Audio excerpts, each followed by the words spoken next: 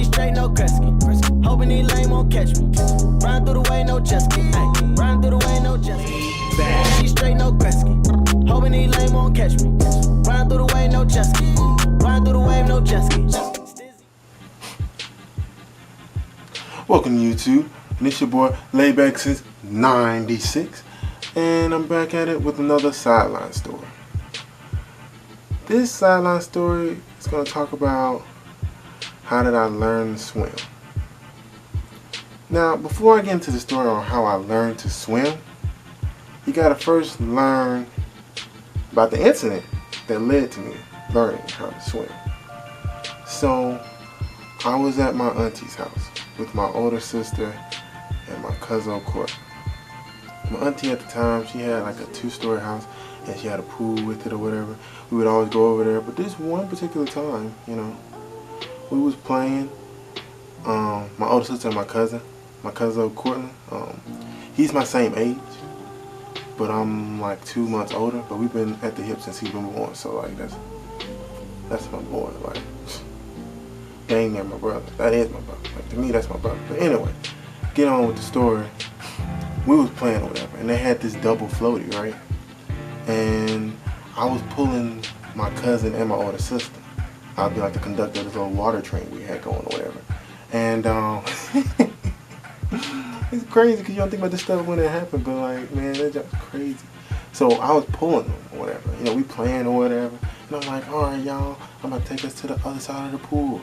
And mind you, there's a deep end to the pool, of course, but you don't think about that as a kid. So you know, I'm just like, I forget there's even a deep end to the pool. You know, we played on the shallow end the whole time, and I was just like, no, man, let's go. Time done doing circles. Let's go across. So I'm like, I'm pulling them or whatever, I'm pulling them, and then whoosh,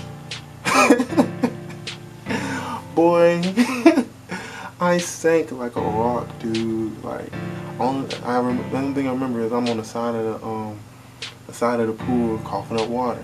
And you know, as a kid, you know, you ain't thinking, oh my gosh. Cause like, think about it now. I'm like, oh my gosh, I could have died. You know, near-death experience.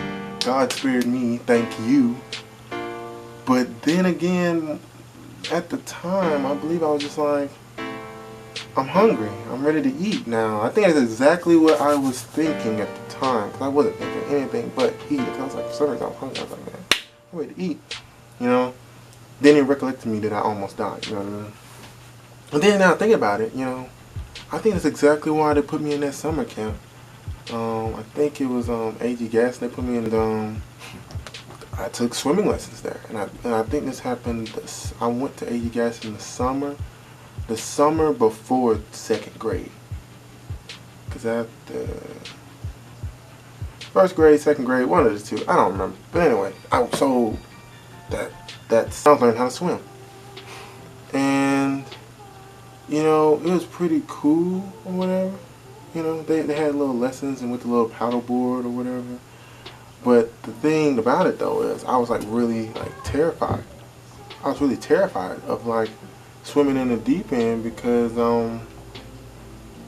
not because of the incident, but because my older cousin, that went to the same summer camp, told me that they have metal sharks in the deep end. Like, and as a kid, you don't really think about that. You just be like, oh, cool. And like you're gonna believe everything that happens. And like in my mind, I'm like, okay, so if I get good enough to swim in the deep end, they're gonna have me swim with metal sharks, and I don't want to swim with no metal sharks. You know what I'm saying? Because apparently, as far as I know, I'm scared of sharks. So I'm pretty sure metal sharks are no better. So there was that. And it's crazy to me because now I'm just thinking like, dang, I was gullible. You know, like that is crazy. Like, why would I believe that? But in any case, going along with the story, the summer camp was pretty cool. You know, like when we had free time or whatever, people would they'll bring the PS2s, you know, the GameCubes, because that was the newest system at the time. It was a real good experience. Like even at the end of that summer camp, we had little swim like competitions or whatever, which I never was in, you know. they'll have people like racing against each other and stuff or whatnot. But the thing is, you know, during the little playtime, recess time, you didn't have to, but like they were preparing us for this little race to have this little competition between all of us, right? So, moral of the story, I got good enough to swim to where I didn't need to float. You know what I'm saying? I was a part of that race with them.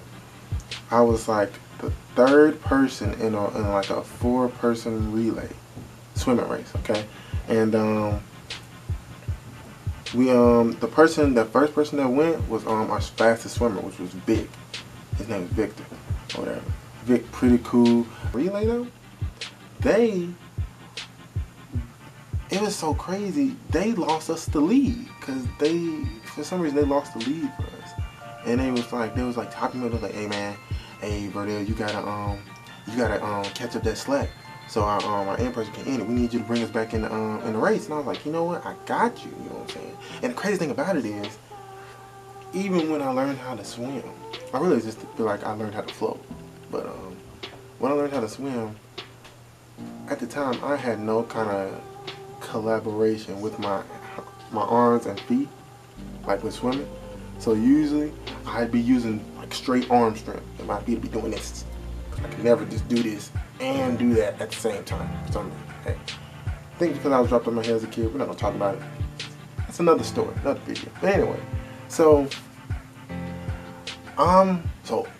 apparently, like I said, this is what my feet doing. So really, just more arm strength, and I pull us back within reach, or if not tying with the person that took our lead, the group that took our lead. And well, pretty much I got it back in the race either way, because we was like kind of behind, and it was like everybody was like, Then our 4th person ended up winning the race for us, and I'm talking about everybody was just dapping me up, like, hey man, you did great or whatever, you know what I'm saying? So, you know, and that's no boost, that's like real talk. But that was one of my, after something that could have been so, horrific or horrendous, After that, ended up being a total positive thing with water and whatnot. Cause honestly, one of the negative things from that, like that drowning experience that I got was like when I take showers, you know what I'm saying, want the cold water hit my neck, and it really wouldn't like I would start hyperventilating. And I thought that was just natural for everybody. But finding out when I took a psychology class or whatever, that was one of those things that just was from a traumatic experience that I didn't know was so traumatic. So, from bad came some good out of that, and that's just what I wanted to tell y'all. Moral of the story, don't let one negative experience ruin, future positive experiences. I could have easily just been like, no, I'm not gonna learn how to swim, or no, I hate the water, or no, never water in me will never click again. But through trying it and wanting to make something, trying something new, you know what I'm saying, and trying to learn how to swim, I got a positive experience out of it. So y'all should try to do the same. But without further ado, man, it's Laidback since '96. And that was my story time. If y'all like the video, like the video. You know what I'm saying? If you like this content, subscribe. I'm going to bring more videos to you, more sideline stories, more reactions. You know what I'm saying? If you want to, you can comment and tell me what you want me to react you to. Or comment what you want me, like, if you got an idea for something, a story time, well, not a story time, a sideline story that I should,